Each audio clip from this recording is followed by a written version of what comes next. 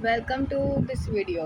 तो हम इस वीडियो में क्या कर रहे हैं, BANNC बी कौन सा BANC 101 ब्लॉक 1 यूनिट 1 कर रहे हैं। और हमने अब तक क्या करा था, 4 पिलर्स ऑफ एंथ्रोपोलॉजी के बारे में पढ़ा था। ठीक है, एंथ्रोपोलॉजी होती क्या है वो समझा था। अब हम वीडियो उससे आगे शुरू करते हैं। तो व्हाट इज़ बायोलॉजिकल एंथ्रोपोलॉजी? ठीक है, ये हमारा क्वेश्चन है। ये बहुत बार पूछा भी गया है पेपर में, व्हाट इज बायोलॉजिकल एंथ्रोपोलॉजी। तो studies human biological diversity, variation and environmental नहीं, इवोल्यूशनरी ट्रेंड्स। यानी कि बायोलॉजिकल एंथ्रोपोलॉजी में क्या क्या आता है, ह्यूमन के बारे में पढ़ा जाता है। एंथ्रोपोलॉजी मतलब स्टडी, ह्यूमन के बारे में स्टडी करना। तो यहाँ पे हम बायोलॉजिकल एंथ्रोपोलॉजी में बायोलॉजी के हिसाब से डाइवर्सिटी, जो हमारे अंदर विविधताएं है, ठीक है, हम लोग अलग हैं, अफ्रीकन यूरोपियन से अलग है, हम इंडियन ब्रिटिशर से अलग है, मतलब स्किन टोन जेनेटिक्स में डिफरेंस है ना। तो ये सब स्टडी करा जाता है किसमें, बायोलॉजिकल एंथ्रोपोलॉजी में। यहाँ पे वेरिएशन भी पढ़ी जाती है ह्यूमन के अंदर, ह्यूमन पॉपुलेशन के अंदर जितनी भी वेरिएशन है उनको स्टडी किया जाता है। ठीक है, और इवोल्यूशनरी ट्रेंड मतलब कि हम जब शुरुआत में, जब शुरू में ह्यूमन में विवेक आया, ठीक है, तो वो कैसा था। ठीक है, तो पहले हम कैसे सिर्फ कच्चा मांस खाते थे, फिर आपकी डिस्कवरी हुई, फिर हम खाना पका के खाने लग गए। तो उसके बाद हमारे कुछ ऐसे ऑर्गन रहे होंगे जो कच्चा मांस जब हम पका के नहीं खाते थे तब यूज़ में आते थे, लेकिन अब जब हम पका के खाने लग गए तो वो यूज़लेस हो गए हैं। तो कहीं ना कहीं फिर टाइम के साथ हट भी गए होंगे हमारे शरीर से। तो ये सब कहाँ पढ़ा जाता है, बायोलॉजिकल एंथ्रोपोलॉजी में। सबसे पहले इसका हम अब ये तो एक जनरल डेफिनेशन हो गई कि बायोलॉजिकल एंथ्रोपोलॉजी है क्या। अब हम अगर देखें तो मेनली बायोलॉजिकल एंथ्रोपोलॉजी में दो ही चीज़ों पर ध्यान दिया जाता है, एक तो इवोल्यूशन में, दूसरा है वेरिएशन में। ठीक है, इवोल्यूशन में क्या है, यहाँ पे इन्वेस्टिगेट किया जाता है एंसेस्ट्रल स्पीसीज, ह्यूमन प्लेनोटोलॉजी यानी कि फॉसिल रिकॉर्ड के को स्टडी किया जाता है, और ह्यूमन एंसेस्टर स्पीशीज यानी जो हमारे पूर्वज हैं उनको स्टडी करने की कोशिश की जाती है। किससे, प्लेनेटोलॉजी यानी कि फॉसिल रिकॉर्ड से, जो भी हमारे पूर्वज के रिमेन्स मिले हैं। जैसे कि मम्मी इजिप्ट में बहुत है, मम्मीज़ की डिस्कवरी होती रहती है आए दिन, तो वो प्रिजर्व किया गया है पिछले ज़माने में, मतलब काफ़ी बहुत पहले, 3000 साल 2000 साल पहले प्रिजर्व किया गया, और वो अभी तक मतलब इंटेक्ट है, मर गए हैं लेकिन उनकी बॉडी इतनी काबिल है कि हम उनसे कुछ ना कुछ पता कर लेंगे कि वो किस टाइम पे थे, वो थे कौन। मतलब हम एग्जैक्ट नहीं पता कर सकते कि वो एग्जैक्टली कौन थे, बस एक अंदाज़ा लगा सकते हैं उनके पास से जो रिकॉर्ड मिल रहा है। ठीक है, दूसरा आएगा वेरिएशन। वेरिएशन में हम यहाँ पर फिज़िकल वेरिएशन में क्या देखते हैं, ह्यूमन पॉपुलेशन में फिज़िकली, यानी कि कोई मोटा है, कोई पतला है, कोई लंबा है, कोई छोटा है, तो ये फिज़िकली है। किसी के है ना, कहीं कोई मतलब ऐसे ह्यूमन पॉपुलेशन में कहीं पे जबड़ा जो है, जो ये दांत में मतलब वेरिएशन है, ये इनमें डिफरेंस आ गया। ठीक है, कहीं स्किन टोन आ गई। तो ये सब कहाँ स्टडी किया जाता है, फिज़िकल, ये वेरिएशन का पार्ट हो गया। मतलब ये हम अपने आप को अलग कर पा रहे हैं ना, यूरोपियन, अफ्रीकन, ब्रिटिशर। ठीक है, तो दूसरा की एरिया क्या है बायोलॉजिकल एंथ्रोपोलॉजी का, ये वेरिएशन। वेरिएशन में हम क्या करते हैं, फिज़िकल, मॉर्फोलॉजिकल और जेनेटिक डिफरेंस को पढ़ते हैं। हमारी जो मॉडर्न पॉपुलेशन है, ह्यूमन पॉपुलेशन, इसमें जो भी वेरिएशन है ना उसको पढ़ा जाता है। तो अब तक हमने क्या सीखा कि बायोलॉजिकल एंथ्रोपोलॉजी की ओवरऑल डेफिनेशन, फिर उसके दो एरिया है, मतलब वो दो चीज़ों पे फोकस करता है, एक इवोल्यूशन पे, दूसरा वेरिएशन पे।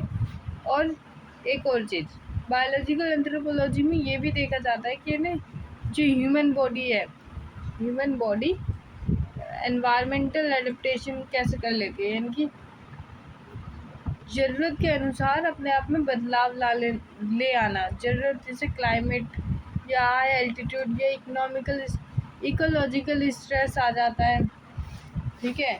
जैसे इकोनॉमिकल भी देखें तो हम मान लो महंगाई चल रही है, चीनी के रेट बढ़ गए, तब हम चीनी को कम यूज़ करेंगे ना, मीठा कम यूज़ करेंगे, ठीक है, ताकि अब हमें ऐसे देखो सुबह शाम उठ के चाय चाहिए होती है, लेकिन अब हम अपने आदत को कम करेंगे क्योंकि भाई 100 रुपये किलो की चीनी हर कोई अफोर्ड नहीं कर सकता। तो ये एक एडेप्टेशन है, ये मैंने एक एग्जांपल दिया है। बाकी एडेप्टेशन में ह्यूमन बॉडी के एडेप्टेशन के बारे में बात करते हैं, जैसे कि क्लाइमेट, हाई एल्टीट्यूड या इकोलॉजिकल स्ट्रेस, जहाँ पे नेचुरल सिलेक्शन हो रहा है कि है ना, नेचर अपने आप सेलेक्ट कर रही है कि उसे कौन से चाहिए क्या नहीं, कौन सी स्पीसीज चाहिए या नहीं। जैसे कि हम देखते हैं बीटल के केसेस में रेड और ग्रीन बीटल करके एक एग्जाम्पल था ना 10th क्लास में, तो वही एडेप्टेशन वाला, ठीक है। उस तरीके से ये बायोलॉजिकल एंथ्रोपोलॉजी में पढ़ा जाता है। अब सबसे इम्पॉर्टेंट चीज़, फिज़िकल और बायोलॉजिकल एंथ्रोपोलॉजी में डिफरेंस क्या है, ये बहुत ही इम्पॉर्टेंट क्वेश्चन है। इग्नू के पर्सपेक्टिव से इसमें काफ़ी क्वेश्चन आते हैं, ठीक है। तो अब हम इसको स्टडी कर रहे हैं ना, किसको, बायोलॉजिकल और फिज़िकल एंथ्रोपोलॉजी को। तो हम जब इसके डिफरेंस देख रहे हैं तो हम 3 बेसिस पे देख रहे हैं। पहला कि ये फिज़िकल और बायोलॉजिकल एंथ्रोपोलॉजी का फोकस क्या है। तो फिज़िकली हम क्या करते हैं, फिज़िकल एंथ्रोपोलॉजी में स्केलेटन को पढ़ते हैं, ठीक है। Skeleton measurement, classification and taxonomy, यानी कि हम नाम और कहते हैं स्केलेटन जो हमें फिज़िकल जो भी एविडेंस मिल रहा है, जैसे कि यही क्लासिफिकेशन कर दिया हमने पॉपुलेशन का, ठीक है, और स्केलेटन मिल गया हमको, तो स्केलेटन की लंबाई कितनी है, उसके दांत का साइज़ कितना है, उसकी आँख, उसके जो वॉल्यूम है, ब्रेन वॉल्यूम, तो वो कितना है, ठीक है। बायोलॉजिकल एंथ्रोपोलॉजी में फोकस कराता है जेनेटिक्स पे, पॉपुलेशन वेरिएशन पे, इवोल्यूशन और बिहेवियर पे, ठीक है। अब मेथडोलॉजी, यानी कि किन किन मेथड का यूज़ किया जाता है फिज़िकल एंथ्रोपोलॉजी और बायोलॉजिकल एंथ्रोपोलॉजी में। तो फिज़िकल एंथ्रोपोलॉजी में स्टैटिक और डिस्क्रिप्टिव,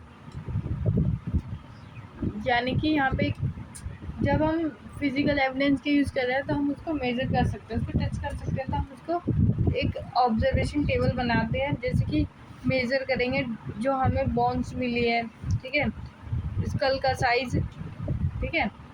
और बायोलॉजिकल एंथ्रोपोलॉजी में ये ने हम टच तो कर सकते हैं, पर ये बहुत ही छोटे माइक्रोस्कोप में भी हम देखने जाएंगे तो कितनी हज़ार की पावर कम करना पड़ेगा, तब जाके हम उसको देख पाएंगे। मतलब हमें कम नहीं बढ़ाना पड़ेगा, मतलब हम छोटी चीज़ को बहुत बड़ा मैग्नीफाई करेंगे, बहुत ज़्यादा, हज़ार लाख तक भी कर सकते हैं, तब जाके हमें डीएनए दिखेगा, है ना।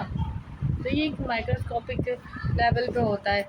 तो बायोलॉजिकल एंथ्रोपोलॉजी में हम डायनेमिक्स एंड एनालिटिक का यूज़ करते हैं, हम interpreting living DNA and blood group. यहाँ पे मतलब जैसे कि फिज़िकल बायोलॉजी में क्या था, फिज़िकल एंथ्रोपोलॉजी में हम क्या कर रहे थे, स्केलेटन मेज़र कर रहे थे। यहाँ पे हम शरीर के अंदर घुसेंगे तो हम क्या पढ़ते हैं, हम पढ़ते हैं डीएनए को स्टडी करते हैं, ठीक है, जो लिविंग डीएनए है, और जो हमें सूखी बोन से जो डीएनए मिला है, मतलब स्केलेटन से जो डीएनए मिला उनको स्टडी करते हैं, ब्लड ग्रुप को एनालाइज करते हैं, ट्रेट्स देखते हैं, ठीक है। अब पर्सपेक्टिव की बात करें तो फिज़िकल बायोलॉजी में ह्यूमन को एक फिक्स देखा जाता है, एक फिक्स मतलब कि कुछ भी कंडीशन हो, ह्यूमन बॉडी फिक्स रही होगी, चाहे सर्दी हो या गर्मी हो। लेकिन ऐसा होता है क्या, नहीं होता ना। तो बायोलॉजिकल एंथ्रोपोलॉजी में क्या होता है कि यहाँ पर देखा जाता है कि ना बॉडी जो है वो एनवायरनमेंट के साथ जैसे इंटरेक्ट करें वैसे ही चेंज हो रही है, ठीक है। अगर गर्मी हो रही है तो गर्मी लगेगी शरीर में, पसीना आएगा, सर्दी हो रही है तो पसीना नहीं बहेगा, ठीक है, शरीर ठंडा रहेगा। तो ये सब ध्यान दिया जाता है किसमें, बायोलॉजिकल एंथ्रोपोलॉजी में। अब हम बात करें, ये हमारे लास्ट टॉपिक है, ठीक है, scope and real world application and biological anthropology का। जो एंथ्रोपोलॉजी का स्कोप है, हम ये पढ़ रहे हैं, तो इसका फ़ायदा क्या हमें भविष्य में, और ये वास्तविक दुनिया में क्या यूज़ आता भी है, तो देखते हैं। पहला यूज़ है फॉरेंसिक एंथ्रोपोलॉजी।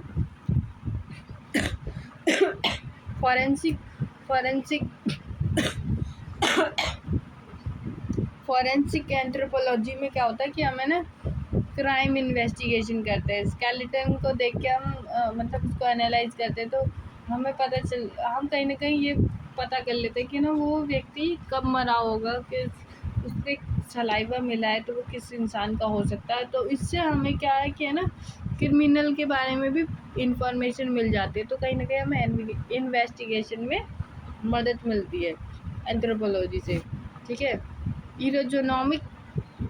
इरोजोनोमिक्स, ठीक है, इसमें क्या होता है, यूज इज सोमेटोमेट्रिक, यानी कि बॉडी मेजरमेंट का यूज़ किया जाता है। ऐसी workshop, clothing and military equipment, मतलब इसमें क्या होता है कि है ना बॉडी मेजरमेंट के यूज़ करके ऐसी वर्क स्पेस को बनाया जाता है जो मदद कर सके किसमें, मिलिट्री में, ठीक है। मिलिट्री इक्विपमेंट में हम एंथ्रोपोलॉजी का यूज़ कर सकते हैं। अब देखो, जैसे कि हमें ना ये पता चल जाए कि है ना लोगों में बीमारियां हो कैसे रही है, तो कहीं ना कहीं हमें ये भी तो पता चल जाएगा कि इसका सॉल्यूशन क्या हो सकता है। तो पब्लिक हेल्थ और न्यूट्रिशन में भी बायोलॉजी का एंथ्रोपोलॉजी का बहुत यूज़ है, ठीक है।